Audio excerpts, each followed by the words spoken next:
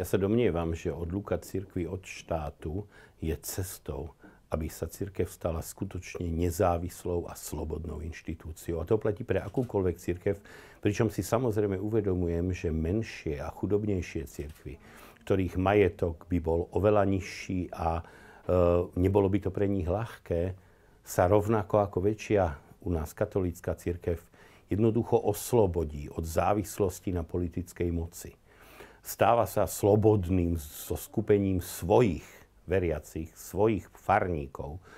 A ľudia, o ktorých mám niekedy pocit, že sa tiež vlastne hlásia ku kresťanstvu hlavne pri sčítaní ľudu, ale nežijú kresťansky, nežijú Božími prikázaniami, nevadí im zabíjanie detí, nevadí im kradnutie, nevadí im porušovanie všetkých možných prikázaní, ktoré, keď sa porušujú, poškodzujú i neveriacich.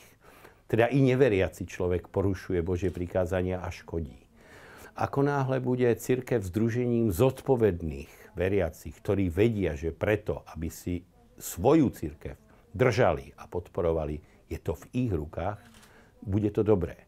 Zároveň k tomu dodávam, že ak cirkvi konajú ušľachtilú prácu, napríklad starosť o chorých, prestárlych, ak sa proste starajú a pomáhajú niesť kríz spoločnosti, ktorý by inak táto spoločnosť musela niesť pre svojich starých a chorých sama, tak si samozrejme na túto činnosť zasluhujú presne takú istú podporu ako akékoľvek inými inštitúciami na tento účel zriadené inštitúcie.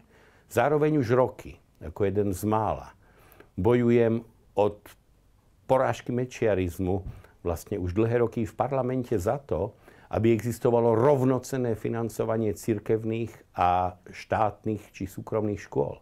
Lebo ak sa daňový poplatník rozhodne, súc katolík či evanjelik, dať svoje dieťa do cirkevnej školy, prispieva na daniach tomuto štátu presne rovnako ako každý iný občan štátu.